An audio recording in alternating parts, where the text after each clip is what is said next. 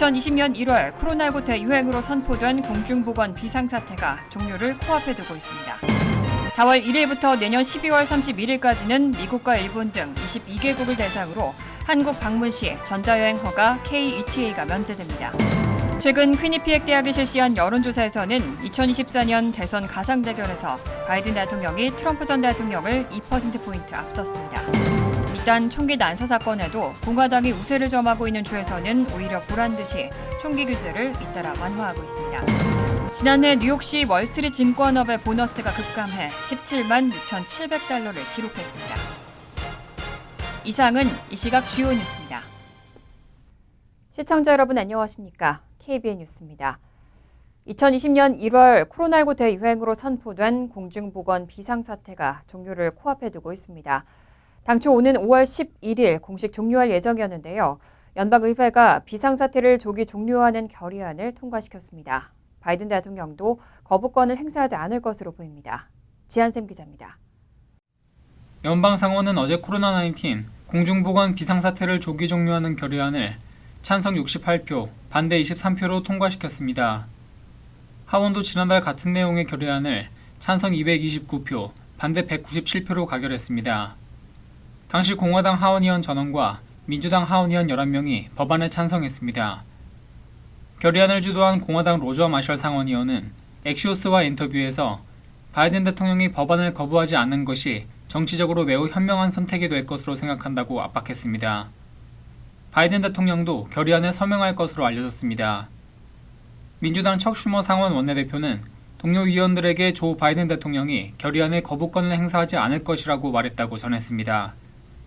백악관은 당초 코로나19 공중보건 비상사태를 오는 5월 11일 종료할 계획이라고 밝히고 이를 조기에 해제할 경우 미국의 보건 시스템에 큰 혼란을 일으킬 가능성이 있다고 경고한 바 있습니다. 바이든 대통령이 결의안에 서명하면 미국 정부가 보장한 연방 코브라법 시행과 유연한 재정 지출을 한 달가량 앞당겨야 합니다. 코브라법은 실직 후에도 기존에 가입한 건강보험을 최대 18개월간 연장해주는 제도입니다. 또 연방정부 의료보험인 메디케어와 메디케이드 프로그램 가입 조건이 더 까다로워질 수 있다는 것을 의미합니다. KBN 뉴스 지한샘입니다. 연방 센서스국이 2022년 카운티별 인구 변화 통계를 발표했습니다. 뉴욕시 5개 보로 가운데는 맨하튼만 유일하게 전년보다 인구가 증가했고 나머지 4개 보로는 인구 유입보다 유출이 더 많았습니다. 어제 연방 센서스국은 2022년 카운티별 인구 변화 통계를 발표했습니다. 통계에 따르면 맨하튼의 인구는 2022년 7월 1일 기준 159만 6,273명으로 전년 같은 기간 157만 8,801명과 비교해 1.1% 증가했습니다. 총 17,472명이 늘어났는데 이 중 출생아 수에서 사망자 수를 뺀 자연 증가는 3,292명, 국내 이동과 해외 유입을 포함한 순인구 이동으로 인한 증가는 13,855명으로 집계됐습니다. 이외 퀸즈와 브루클린, 브롱스, 스태튼 아일랜드 4개 보로는 인구 유입보다 유출이 많았습니다. 퀸즈의 경우 227만 8,029명으로 전년 같은 기간 232만 8,141명과 비교해 2.15% 감소했습니다. 브루클린은 1.78%, 스태튼 아일랜드는 0.48% 감소했고 특히 브롱스는 2.9% 줄어 뉴욕시 5개 보로 가운데 인구 감소율이 가장 높았습니다. 특히 퀸즈의 경우는 해외 유입 인구가 17,266명으로 주 전역에서 가장 많았지만 자연 증가 인구는 7,076명에 그쳤고 주 전역에서 두 번째로 많은 국내 이동으로 뉴욕주에서 인구 유출이 가장 많은 카운티로 꼽혔습니다.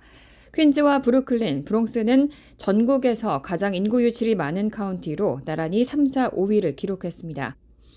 전국에서 인구 유출이 가장 많았던 카운티는 9만 704명이 유출된 캘리포니아주의 LA 카운티였습니다.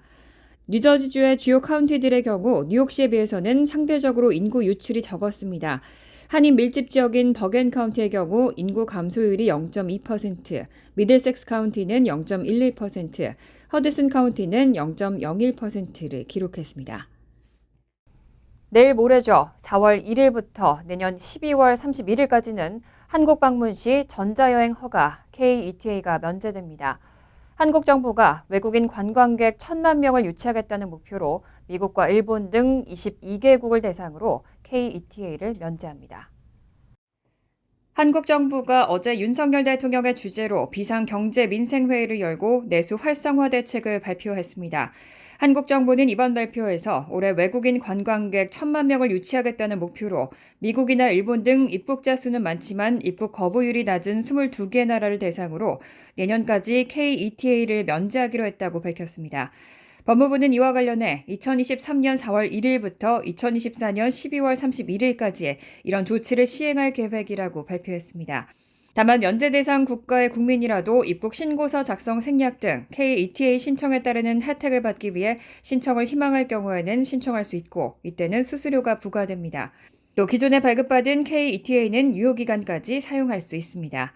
정부는 또 코로나19로 지난 2020년 중지된 3종 환승 무비자 제도도 복원해서 미국과 유럽, 중국, 동남아시아 환승 관광객 유입에 박차를 가하겠다는 계획입니다. 이어 외국인의 한국 내 체류를 유도하기 위해서 디지털 노마드 비자, K컬처 연수 비자 등도 신설할 방침이라고 밝혔습니다.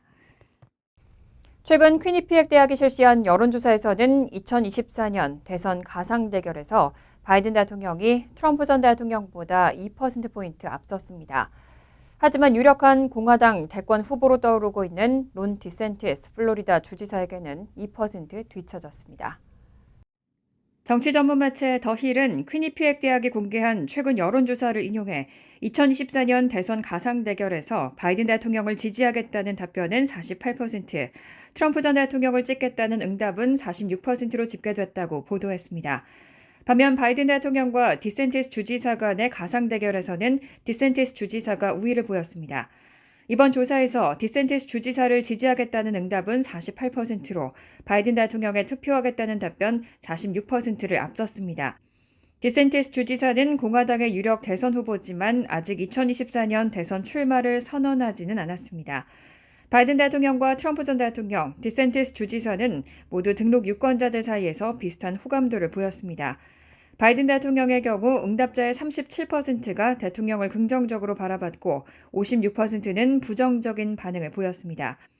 트럼프 전 대통령은 응답자의 36%가 우호적인 반응을, 58%는 부정적인 반응을 보였습니다. 디샌티스 주지사는 36%가 긍정적인 반응, 39%가 부정적인 반응을 보였고 24%는 충분히 알지 못한다고 답했습니다. 트럼프 전 대통령과 디샌티스 주지사 간의 1대1 대결에서는 트럼프가 앞섰습니다. 하지만 각종 범죄 수사를 받고 있는 트럼프 전 대통령에 대해 다수의 미국인들은 그를 기소해서 대통령 선거에 출마하지 못하도록 해야 한다는 의견에 동의하는 것으로 나타났습니다. 폴리티코는 지난주 실시된 퀴니피악 여론조사에서 기소로 트럼프가 재출마하지 못하게 해야 하느냐는 질문에 57%의 등록 유권자가 동의했고 38%가 반대, 5%는 모른다고 대답했다고 전했습니다.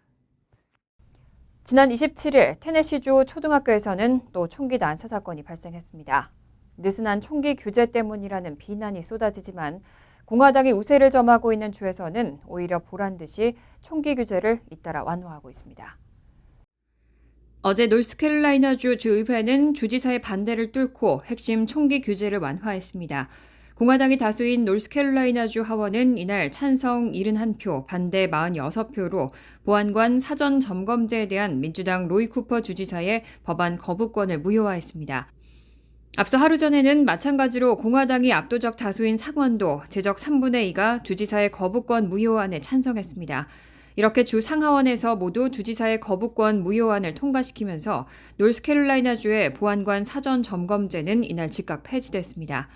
기존에는 권총 구매를 위해 연방정부의 범죄기록 조회와 별도로 지역 보안관을 통해 적성 검사를 받고 범죄 경력을 조회하는 등 사전 점검을 거쳐야 했지만 이날 의회 표결에 따라 이런 절차가 모두 사라진 겁니다. 앞으로는 연방정부 차원의 범죄기록 조회 등만 거치면 총기 상점이나 연방정부가 허가한 대리점에서 바로 권총을 살 수 있습니다. 지난 27일 어린이 3명을 포함해 6명의 사상자를 낸 내슈빌 초등학교 총기 사고가 발생한 테네시주에서는 사고 당일 연방법원에서 허가 없이 권총을 소지할 수 있는 최소 연령을 기존 21세에서 18세로 낮추는 결정이 내려졌습니다. 이 밖에도 켄터키와 오하이오, 네브라스카, 텍사스, 버지니아 등지에선 공화당 의원들이 총기 규제를 완화하는 방안을 추진하고 있습니다. 이런 공화당의 규제 완화 정책으로 허가 없이 총기를 휴대할 수 있는 주는 현재 25개 주로 2020년에 비해 9개 주가 늘어났습니다. 지난해 뉴욕시 월스트리트 증권업의 보너스가 급감했습니다. 2021년 평균치는 24만 달러였는데 26% 줄어들면서 17만 6,700달러를 기록했습니다. 오늘 뉴욕주 감사관실은 지난해 뉴욕시 월스트리트 증권업의 보너스가 급감해 평균치가 17만 6,700달러를 기록했다고 발표했습니다. 가장 많은 액수였던 2021년의 평균치 24만 400달러에서 26% 급감한 겁니다. 토마스 디나폴리 주 감사관은 연례 세입 세출 보고서에서 보너스 대부분이 팬데믹 직전 수준으로 돌아갔다고 전했습니다. 월스트리트 증권업 수익성은 이미 지난해 여러 요인에 의해 많이 떨어질 것으로 예상됐었습니다. 실제 이 부문 세전 이익은 인플레와 고금리 그리고 우크라이나 침공전으로 투자은행 업무 수수료가 반감해 1년 전보다 56%가 떨어졌습니다. 월가의 증권업 보너스 총액은 2022년 337억 달러로 전년의 기록적인 427억 달러에서 21%가 줄었습니다.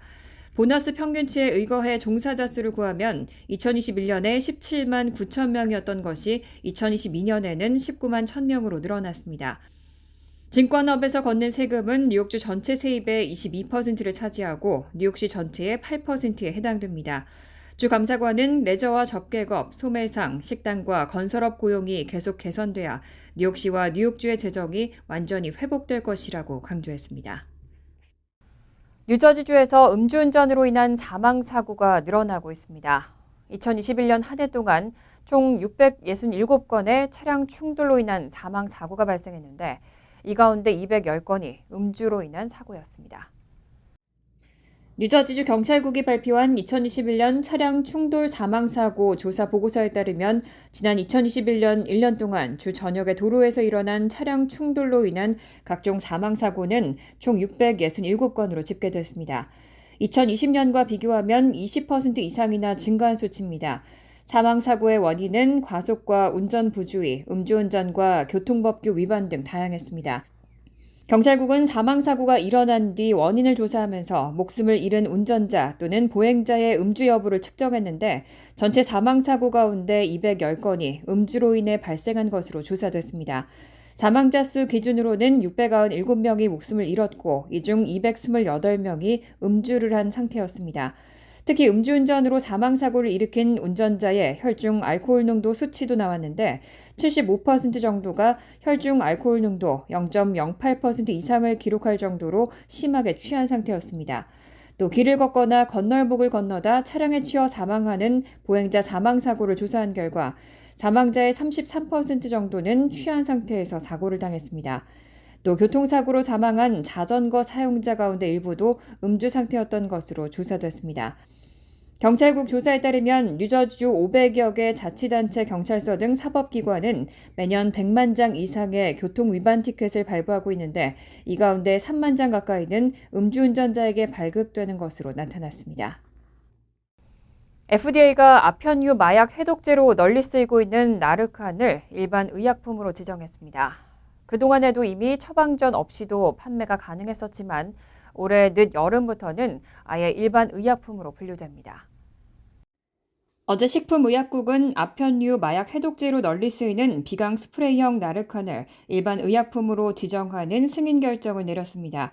나르칸의 유효 성분인 날록소는 헤로인과 펜타닐, 옥시코돈 등 아편유 마약의 과용에 따른 급성 중독을 치료하는 응급 목적 약물로 가장 널리 쓰이고 있습니다.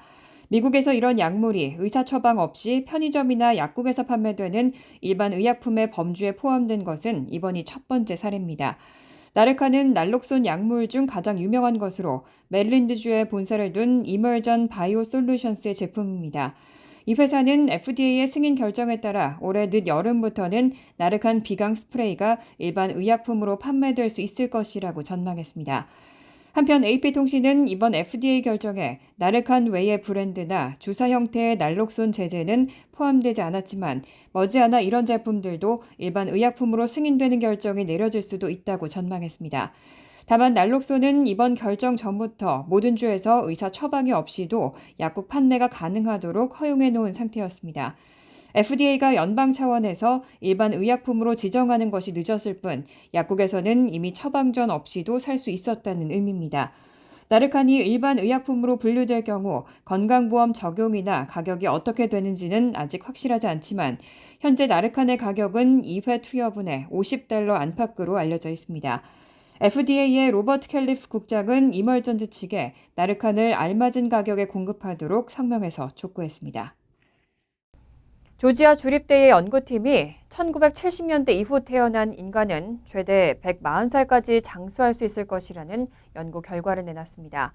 또 1940년대에 태어난 사람들은 최대 125살까지 살 수 있을 것으로 전망했습니다.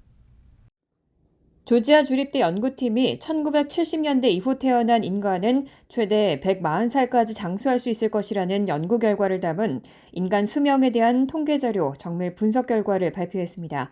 1880년 이래 자연사한 인간의 수명을 종합 분석한 조지아 주립대 데이빗 메카시 박사는 지금까지 진행된 인간 수명 연장 추이로 볼 때 1970년에 태어난 사람들은 최대 141살까지 살 수 있다고 설명했습니다. 또 1940년대에 태어난 사람들은 최대 125년까지 살 수 있을 것이라고 덧붙였습니다. 메카시 박사는 의학 과학기술이 아직까지 인간이라는 종의 수명 한계가 어디까지 다다를 수 있을지에 대해서는 접근하지 못하고 있다고 설명했습니다. 실제로 19세기 인간의 기대 수명은 50세에서 55세에 불과했지만 현대 세계의 평균 수명은 70세가 넘습니다. 공식 기록이 남아있는 최장수 인간은 프랑스의 잔 루이즈 칼망으로 1875년에 태어나 1997년에 향년 122세로 사망했습니다. 다만 연구팀은 해당 연구가 인간 수명을 통계적으로 분석한 것에 불과하기 때문에 실제 의학기술의 발전과 인간의 육체적 한계에 따라서는 얼마든지 더 길어질 수도 짧아질 수도 있다고 덧붙였습니다. 간추린 소식입니다. 주 시애틀 총영사관 앵커리지 출장소에 따르면 알래스카주 의회는 지난 20일 하원에 이어 지난 27일 상원에서 한미동맹 70주년 기념 공동결의안을 채택했습니다. 지난 23일 텍사스주에 이어 두 번째입니다. 주의회는 양국이 공동의 가치와 이해에 기반해 지속적인 협력 관계를 발전시켜왔다며 당면한 지역적, 국제적 과제들에 대처함으로써 글로벌 포괄적 전략 동맹으로 발전해가고 있다고 평가했습니다. 이어 한미 양국 간의 긴밀한 관계 지속을 고대하며 앞으로 더욱 발전된 관계를 기대한다고 결의했습니다.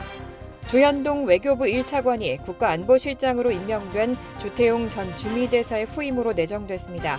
윤석열 대통령은 조 차관을 주미대사로 내정하고 미국 측에 아그레망을 요청할 계획입니다. 한국외국어대 서바나어학과를 졸업하고 1985년 외무고시 19회로 외무부에 입부한 조 내정자는 대미 외교와 북핵 문제에 정통한 외교 관료로 꼽힙니다. 주 미국 대사관 공사와 북미국 북미 3과장, 외교부 북핵 외교 기획단장 등을 역임했습니다. 뉴욕 한인회에 따르면 최근 뉴욕시는 앞으로 시내 공원 화장실을 컴포트 스테이션으로 표기하지 않기로 결정했습니다. 마크 포크트 뉴욕시 공원국 최고 운영 책임자는 최근 공문을 통해 컴포트 스테이션이라는 용어가 아시아 태평양계 미국인 공동체에서 부정적인 의미로 인식되고 있다며 2차 세계대전 기간 여성들이 성적 서비스를 강요당한 장소를 가리키는 용어였기 때문이라고 밝혔습니다. 뉴욕시 공원 화장실을 가리키는 표기는 퍼블릭 레스트룸 또는 공공 화장실 건물 퍼블릭 레스트룸 빌딩으로 바뀌게 됩니다. 퀸즈 검찰은 지난 28일 불법 총기를 소유한 혐의로 기소됐던 한인 앤드류 장 씨가 유죄를 인정했다고 밝혔습니다. 검찰은 오늘 4월 28일 선고 공판에서 장 씨에게 징역 3년 6개월과 출소 후 감독 3년형을 선고할 예정입니다. 검찰과 뉴욕시경은 지난해 3월 베이사이드 215 플레이스 선상의 장 씨의 자택에서 불법 제작된 반자동 권총 7정, 라이플 3정, 샷건 1정, 조립되지 않은 유령총 부품 1개, 탄창 4개와 탄약 2,000발, 불법 총기 제작을 위한 도구 6만 5천 달러의 현금을 수사 끝에 압수했습니다. 환율과 증권 소식입니다.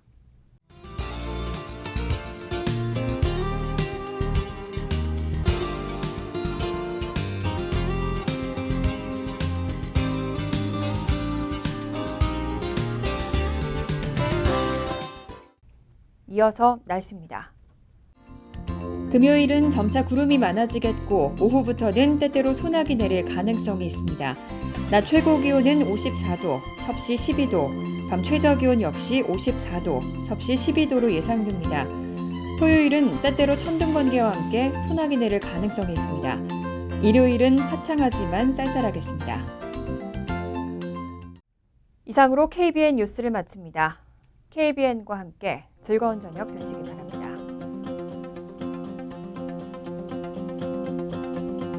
미 동부 최대 한인방송 KBN이 제작하는 KBN 뉴스는 웹사이트 mykbn.com 그리고 유튜브와 페이스북에서 다시 보실 수 있습니다. 좋아요, 구독, 알림 설정은 뉴스 제작에 큰 도움이 됩니다.